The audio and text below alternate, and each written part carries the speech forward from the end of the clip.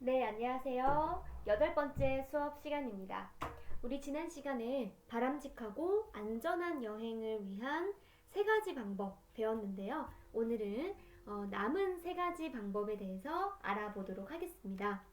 여러분들이 여권도 준비하고, 그리고 비행기표도 예매하고, 그리고 여행을 위한 어플들도 다운을 받았다면, 이제 여러분들이 짐을 싸셔야겠죠? 자, 짐 싸는데 도움이 될 만한 여행 가방 꾸리기 꿀팁 알려드리도록 하겠습니다. 여행 가방을 꾸밀 때 여러분들이 가장 많이 준비하는 게 옷이 아닐까 생각이 들어요. 그래서 여러분들이 그 기후에 맞는 소지품, 계절 준비물들을 챙기셔야겠죠. 그러면 내가 떠나는 여행지의 기후적인 특징을 여러분들이 알고 있어야 돼요. 더운 곳인지 또는 추운 곳인지, 그래서 또는 일교차가 큰지 그런 것들을 잘 살펴보시고요. 두 번째는 먼저 비상시 대비가 필요합니다. 여권이나 항공권 같은 것들을 혹시나 잃어버릴 수 있기 때문에 복사본을 가지고 있는 것이 중요하고, 또는 핸드폰으로 그 부분을 캡처해서 사진으로 저장하는 것도 꼭 필요해요.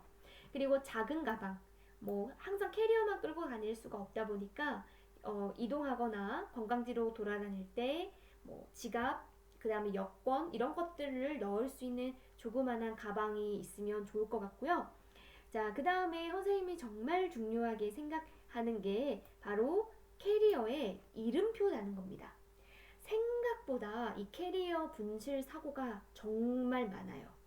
특히 캐리어가 비슷비슷하다 보니까 내 거다 하면서 가져가는데 우리가 그 자리에서 캐리어 열어보지 않잖아요.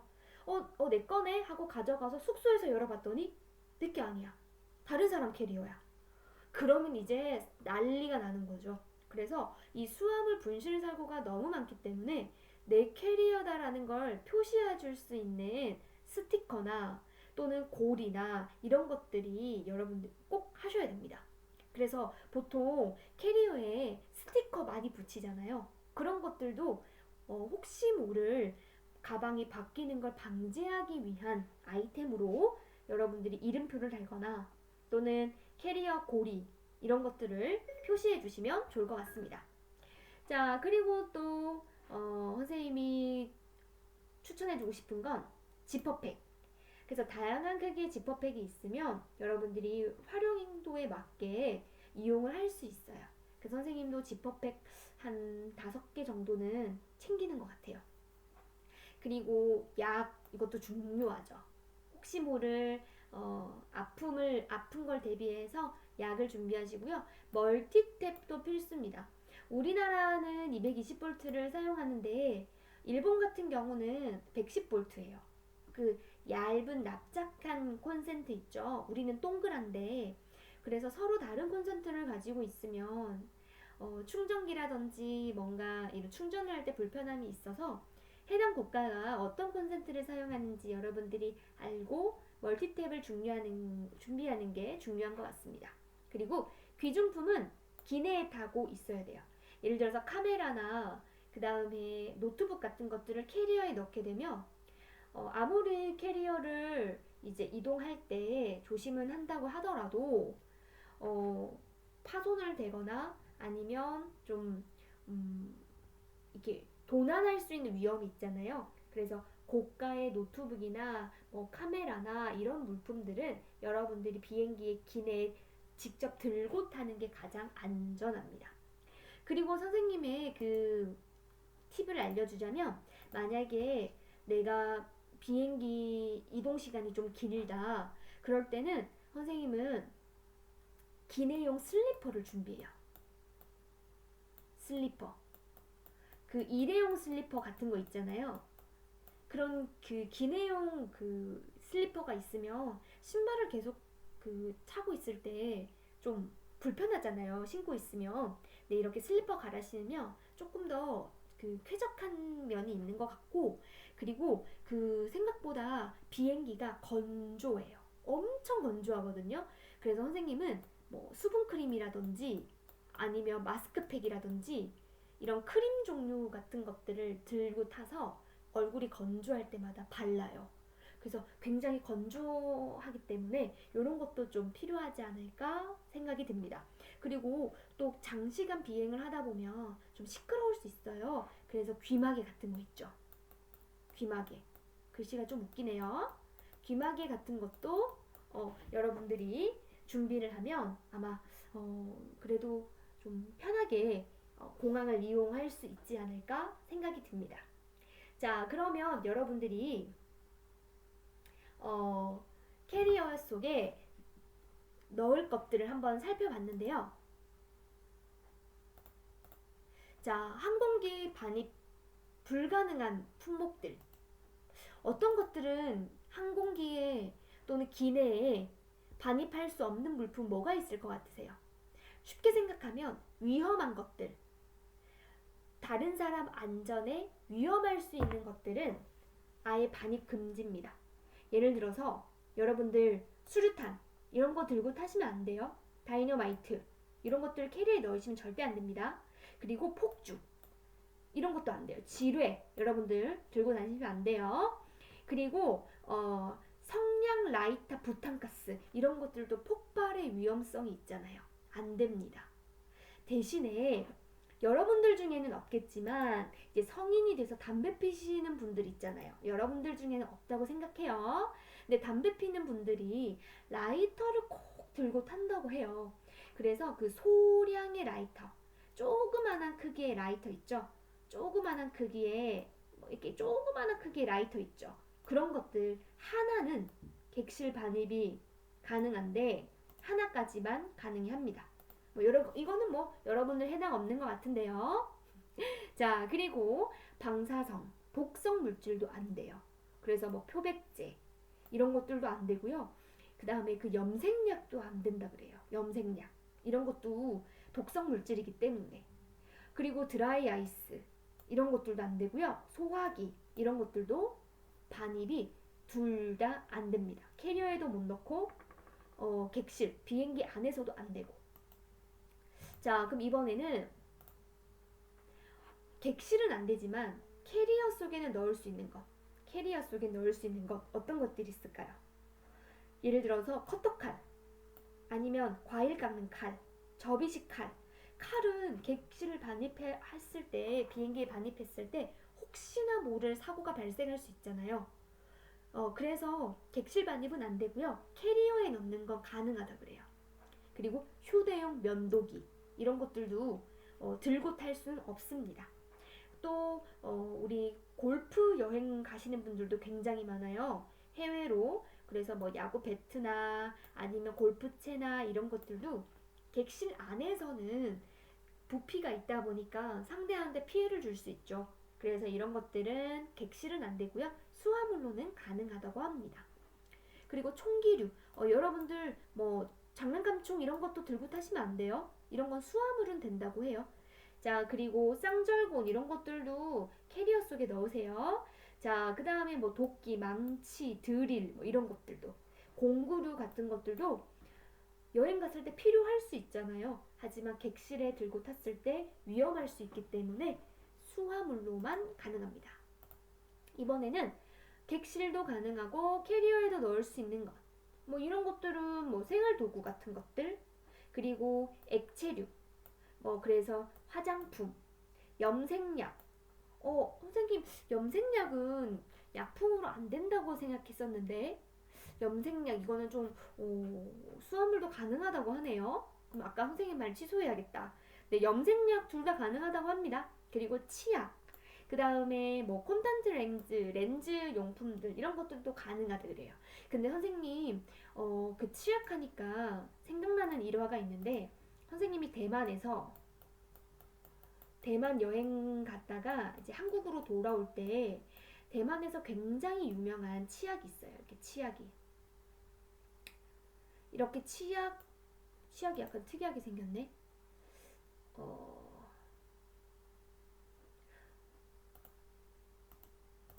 자, 대만에서 어쨌든 유명한 이런 치약이 있는데, 이 치약을 선생님이 수화물에는 안 넣었고 선생님이 객실에 들고 타려고 객실에 넣었거든요. 선생님이 이제 비행기 안에 들고 가는 조그마한 가방에 넣었는데 이 치약을 반입할 수가 없는 거예요.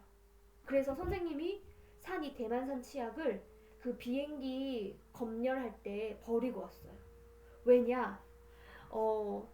반드시 객실 반입할 때 100ml 이하만 가능해요. 근데 선생님이 가지고 있었던 이 치약이 200ml인가? 그랬던 것 같아요. 그러니까 100ml까지만 들고 탈 수 있는데 200ml다 보니까 캐리어에 넣을 수도 없는 거야. 그래서 그 자리에 그냥 바로 버리고 왔어요. 계속 치약을 사용할 수가 없었거든요. 그래서 이러한 치약이라든지 아니면 뭐 액체류 같은 것들은 용량 제한이 있기 때문에 웬만하면 캐리어에 넣는 게 훨씬 더 안전합니다. 자, 그리고 의료용품이라든지 아니면 뭐 보행 보조기구들 이런 것들은 객실도 가능하고 위탁 수용도 가능합니다. 그리고 뭐 휴대용 건전지, 그 다음에 노트북, 컴퓨터, mp3, 카메라 이런 것들도 전부 다 분실이나 파손의 위험이 있기 때문에 여러분들이 들고 타셔야 됩니다. 근데 여기서 가장 많이 헷갈리는 게 뭐냐면요, 보조 배터리예요. 보조 배터리. 선생님도 이 보조 배터리 때문에 캐리어 그 공항에서 몇 번 캐리어를 열었어요. 이 보조 배터리는 캐리어 속에 넣어도 가능할까요? 안 될까요? 보조 배터리. 이 보조 배터리 안에는 리튬이라는 물질이 들어가 있는데 이게 폭발의 위험이 있다 그래요. 그러면 캐리어에 넣어도 될까 안 될까? 네, 보조 배터리는 캐리어에 넣으시면 안 됩니다. 뭐 작은 것은 뭐 상관없다고는 하는데 웬만하면 그 캐리어 이제 캐리어를 맡길 때 거기서 이제 캐리어 안에 뭐가 들었는지 촬영을 하잖아요. 그때 보조 배터리는 전부 다 빠꾸당해요. 그래서 보조 배터리는 들고 타셔야 됩니다. 자, 그래서 요거를 꼭 기억을 하시고 선생님처럼 캐리어를 공항 앞에서 여는 일이 없도록 여러분들이 꼭 기억을 하시면 됩니다. 그래서 위탁 수화물 금지 물품에 보조 배터리는 여러분들이 들고 타는 게 중요하다. 그래서 캐리어 속에 넣지 말아라 라는 거를 기억해 두시면 되겠습니다. 자, 그러면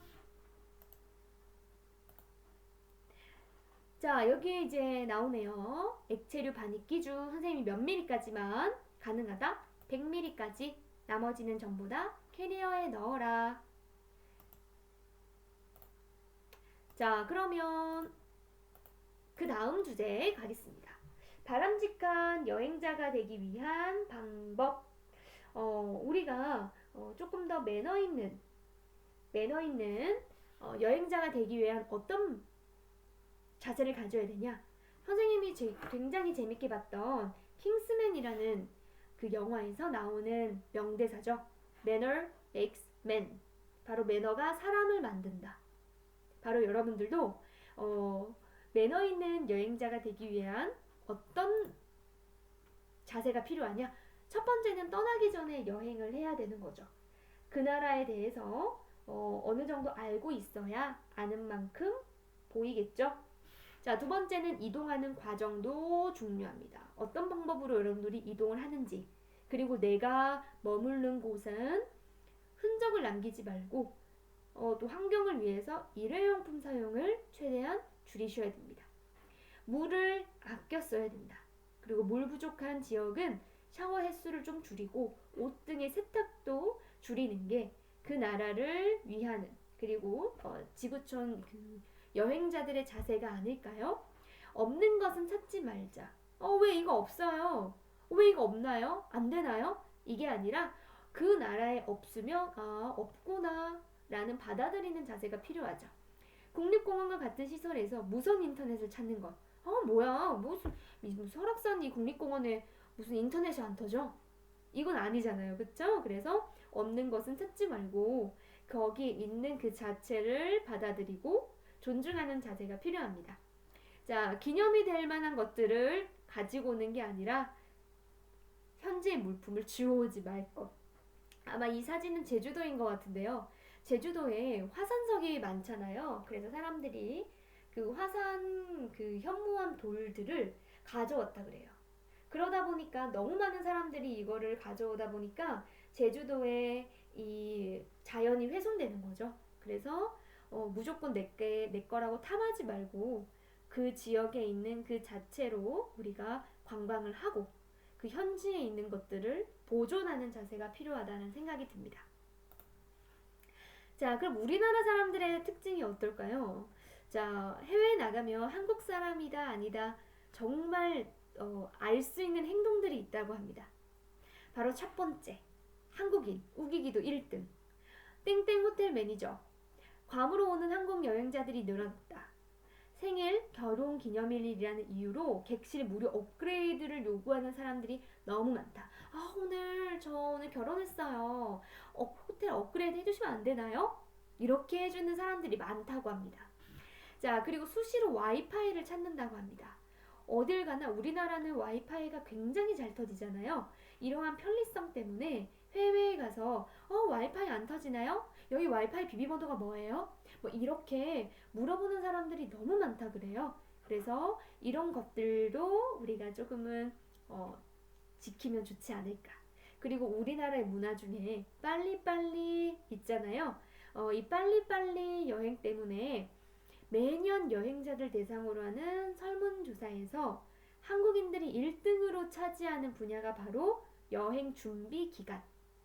가장 길게 준비하는 오스트레일리아인은 26.6주, 26일이 아니고요. 26.6주면 몇 달 걸리는 거죠? 한 7달 정도 여행을 준비를 하고요. 여행지 선정, 예약, 출발, 진행을 한다고 합니다. 근데 우리나라는 보통 여행 준비를 하는데 뭐 한 달 정도 걸리는 것 같은데요. 자, 그 다음에 자유여행자가 늘어나고 있는 거, 그리고 어딜 가나 등산복 차림. 그래서 등산복으로 여행하는 한국인들.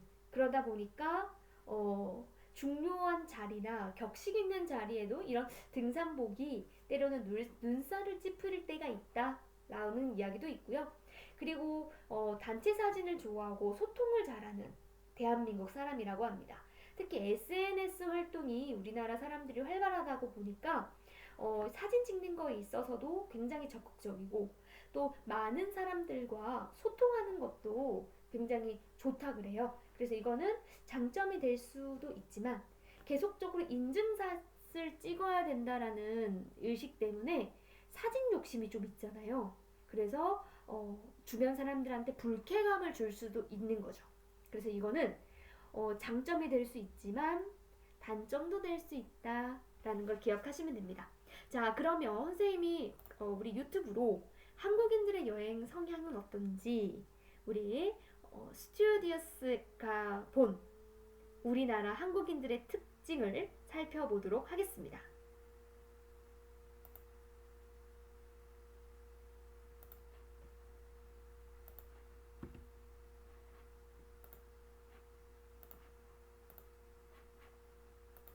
잠시만요. 소리가 조금 안 나서 소리를 키우고 가겠습니다.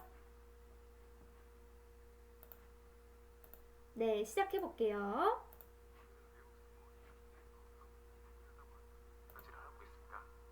외국 승무원들은 다양한 사람들을 만나는데 한국 사람들의 특징이 있다고 합니다. 한국 사람들은 기내 탑승 시에 어떠한 특징이 있는지 독특한 점 세 가지를 얘기해 보도록 하겠습니다. 첫 번째, 동작이 매우 빠르다. 한국 사람들의 가장 큰 특징으로는 동작이 기내에서 매우 민첩하다는 것인데요. 특히 기내식을 서빙할 때 놀랄 정도로 세팅을 잘하고 앉아 있다고 합니다. 대한항공에 오래 근무했다는 외국인 A씨는 한국 사람들은 모두 테이블을 펴고 앉아 있다고 얘기합니다. 다른 나라에서는 테이블을 펴주거나 또한 펴달라고 부탁할 때도 많은데 한국인은 이미 다 알고 있다는 것이죠. 커피를 따라줄 때도 컵을 척척 갖다 대주고 한마디로 눈치가 굉장히 빨라 업무가 수월하다는 것입니다. 두 번째, 기다리는 걸 싫어함.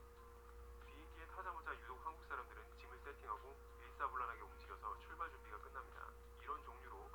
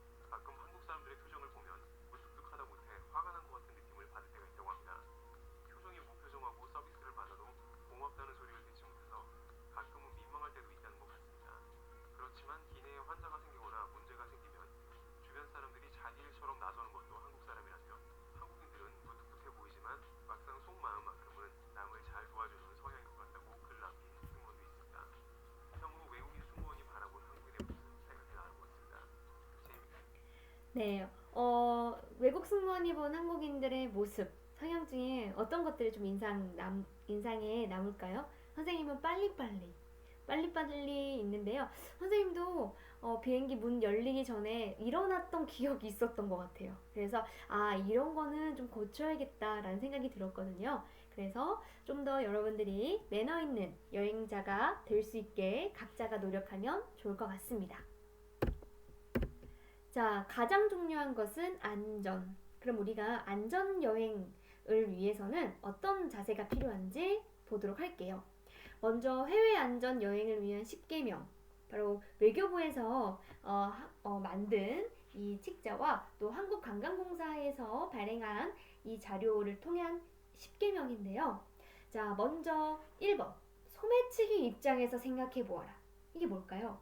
소매치기를 위해서 나의 물건을 내주어라 이게 아니라 소매치기 입장에서는 어떨 때 조금 더 가져가기가 쉬울지 그거를 생각해서 조금 더 내가 내 물건을 더 이렇게 잘 보관할 수 있는 방법을 생각하는 거죠. 자, 두 번째는 가짜 경찰이 많다 그래요. 그래서 불시 검문에 당황하지 말라. 그리고 세 번째, 모르는 사람의 짐을 운반해 달라는 부탁을 거절하라. 선생님은 3번을 실제로 경험한 적이 있어요. 선생님이 발리에 여행한 적이 있었는데 그때 캐리어를 이렇게 끌고 갔거든요. 공항에 내리자마자 사람이 너무 많아서 와, 여기 뭐 이렇게 사람이 많아? 이렇게 생각했는데 갑자기 어떤 그 문 앞에 서 있던 사람이 선생님 가방을 가져가는 거예요. 캐리어를. 그래서 이렇게 웃으면서 가져가길래 내 짐을 들어주는 사람인가? 라고 해서 그 사람한테 이제 짐을 맡기고 선생님은 그냥 신나게 걸어갔죠. 택시를 타려는 순간에 그 사람이 갑자기 돈을 달라는 거예요. 자기가 이 캐리어를 운반해줬으니까 돈을 달라는 거예요. 선생님이 운반해달라고 부탁하지도 않았는데. 근데 결국은 이제 기분 나쁘게 여행을 출발하고 싶지 않아서 그냥 뭐 팁이라고 그때 1달러인가 2달러를 줬는데 1달러를 주니까 더 달라고 그랬던 것 같아요. 그래서 어쨌든 한 2달러는 준 것 같은데 절대 모르는 사람이 와서 짐을 운반해 달라거나 또는 뭐 사진 찍어 주겠다고 하거나 또는 이 팔찌 한번 차보라고 이렇게 뭔가 호의를 주는 것 같은 선의를 베푸는 것 같은 것들도 의심을 해보셔야 됩니다. 자, 네 번째. 여권이나 지갑 분실이 발생했을 때 한국 기관의 도움을 요청하라. 자, 그리고 여행 중에 위험한 행동은 삼가하셔야 됩니다.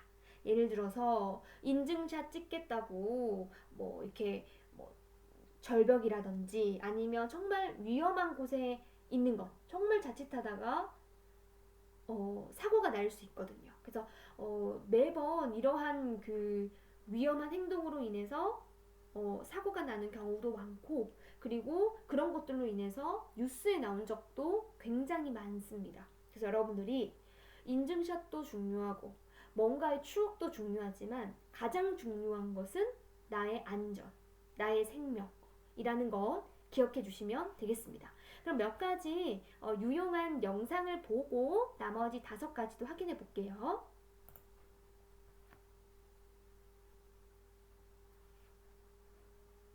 자, 외교부에서 만든 재밌는 영상이 있어서 같이 한번 시청해 보도록 하겠습니다. 5달 전부터 세운 계획. 넉 달간 아르바이트. 여행책 여행 다큐 완전 정보.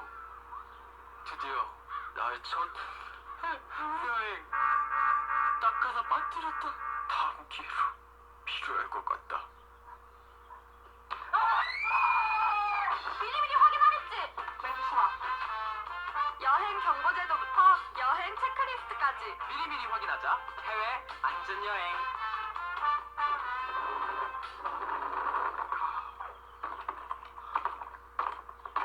야, 나와 있어. 네, 해외 안전여행을 위한 외교부에서 만든 어플이네요. 지난 시간에 선생님이 설명을 했었던 것 같은데요. 바로 해외 안전 여행 어플입니다. 그때는 선생님이 제외 공간, 그 대사관 있었던 전화번호만 이야기를 했는데요. 여기서 여러분들이 동행 서비스라든지 아니면 위험 경보, 그리고 그 국가의 기본 정보나 여행 정보, 그리고 가도 안전한 나라인지 이런 것들도 확인할 수 있다고 합니다. 자, 그러면 이어서 또 다른 영상을 하나 보고 진행하도록 하겠습니다.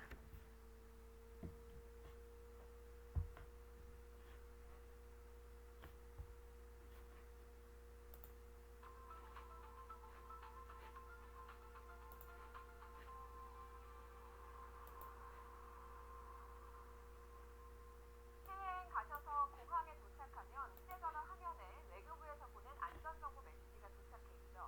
현재 최신 안전정보를 알리는 문자인데요. 박재락 과장님, 국내 통신사 로밍 서비스에 가입하지 않아도 현재 안전정보 메시지를 받을 수 있는 길이 있다고요.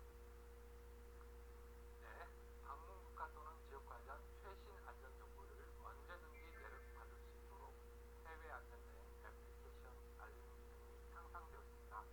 그동안 안전 문자 메시지는 로밍 서비스를 이용하는 해외여행객들만 수신할 수 있었습니다. 새로워진 해외 안전여행 앱을 내려받으면 현지 유심칩을 사용하는 경우나 해외 통신사를 사용하는 경우에도 최신 안전 정보를 받을 수 있습니다. 특히 유용한 것은 해외 안전여행 앱의 동행 서비스입니다. 출국 전 앱을 내려받으셔서 여행 일정과 이상 연락처를 등록하시기 바랍니다. 이정환 사무관님, 동행 서비스는 구체적으로 어떻게 사용을 하면 되는 건가요? 네, 해외에서 위급한 상황이 발생했을 때 자신의 위치를 가족과 지인에게 보낼 수 있습니다. 자연재해나 사고 등 위급한 상황이 발생했을 때 현재 위치 전송하기를 누르면 미리 등록된 비상연락처로 위도와 경로, 주소가 전송됩니다. 그 외에도 해외 안전여행 앱을 통해서는 여권을 분실하거나 출국에 문제가 생겼을 때 찾아가야 하는 공간의 위치도 신속하게 찾을 수 있습니다. 사고로 긴급한 송금이 필요한 경우 신속 해외 송금 서비스를 안내하고 있습니다. 또한 위기 상황별 대처 요령도 자세히 알 수 있습니다. 해외로 떠나시기 전 해외 안전여행 앱을 내려받고 동행 서비스에도 가입하셔서 안전한 여행 가시기 바랍니다. 네, 이렇게 해외여행을 위한 필수 어플인 것 같은데요. 이런 것들도 통해서 나의 위급한 상황이 발생했을 때 도움이 될 수 있는 어플인 것 같습니다. 자, 마지막 영상 하나만 더 볼까요?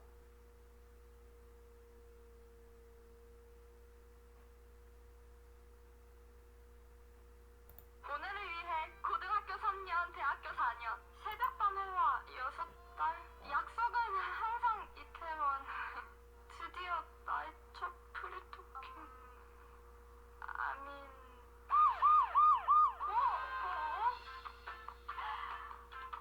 파리 3210 영사 콜센터. 위급할 땐 바로바로 영사콜. I know, what would you like to have for your main course? 아, 영사콜. No, no, no, no, no. Hip hop the mom. 네, 이렇게 위급할 때 우리가 도움을 요청해 줄 수 있는 영사 콜 전화번호죠. 그래서 외교부에 여러분들이 동행 서비스를 통해서 위급 순간에 연락처를 보낼 수도 있고요. 그리고 대사관의 연락처도 확인할 수 있지만 또 위급 시에 여러분들이 전화번호를 기억했다가 연락을 하셔도 됩니다. 자, 그리고 남은 5가지 볼게요.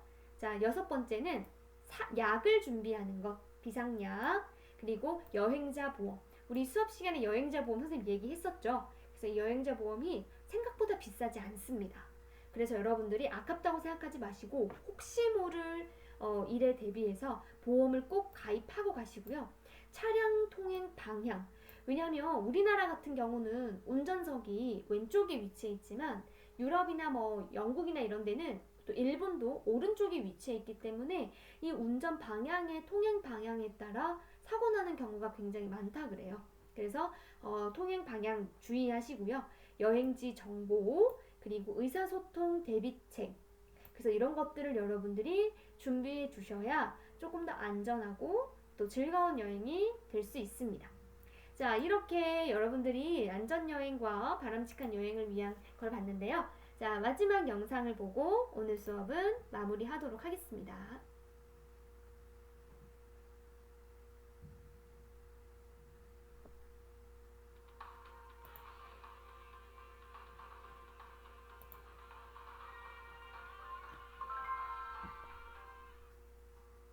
프랑스 여행길에 오른 안전씨, 대표적인 관광지답게 몽마르트 언덕에는 정말 사람이 많네요. 여기저기서 다가오는 호객꾼, 막무가내로 사인을 요구하고 기부금을 내라는 사람, 팔찌를 채워주더니 돈을 달라는 사람, 안전씨는 정신이 없습니다. 그때 홀로 여행 간 안전씨에게 사진을 찍어주겠다는 사람이 등장합니다. 고마운 마음에 사진기를 건네는 안전씨. 그런데 남자가 사진을 찍는 척하더니 사진기를 들고 달아납니다. 여기서 퀴즈 나갑니다. 프랑스를 방문한 우리 국민이 입은 피해 중에 90% 이상을 차지하는 범죄는 무엇일까요? 정답은 소매치기와 절도입니다. 외교부가 프랑스를 방문한 우리 국민의 피해 신고 유형을 종합한 결과 90% 이상이 소매치기와 절도였습니다. 사진 촬영을 해준다며 호의를 베푼 뒤 사진기를 들고 달아나기도 하고요. 반대로 사진을 찍어달라고 부탁한 뒤 사진기가 고장났다며 수리비를 요구하기도 합니다. 외국인을 대상으로 길거리에서 서명과 기부를 요구하면서 지갑과 가방을 훔쳐가는 경우도 있습니다. 서명을 해달라, 기부를 해달라는 것 시선을 분산시키는 행동이었을 거죠. 관광지에서는 휴대전화를 이용할 때도 조심하셔야 합니다. 갑자기 낚아채 가는 경우가 많으니 주의를 잘 살피시고 사용하시기 바랍니다. 가방은 몸에서 떼거나 시선이 닿지 않는 곳에 두면 안 됩니다. 의자에 걸어놓거나 잠시 내려놓은 사이에도 가방을 도둑맞을 우려가 크니 유의하시기 바랍니다. 귀중품을 갖고 다니시면 범죄의 표적이 될 수 있습니다. 귀중품은 숙박시설 금고에 보관하시기 바랍니다. 범행 현장에서 과도한 저항은 부상 같은 2차 피해를 부를 수 있습니다. 즉시 자리를 피하시고 안전한 여행 하시기 바랍니다. 네, 이렇게 영사콜 전화번호까지 다시 여러분들이 기억해 주시면 되겠습니다. 자, 이렇게 10가지 해외 안전 여행 10개명 살펴봤고요. 그럼 다음 시간에는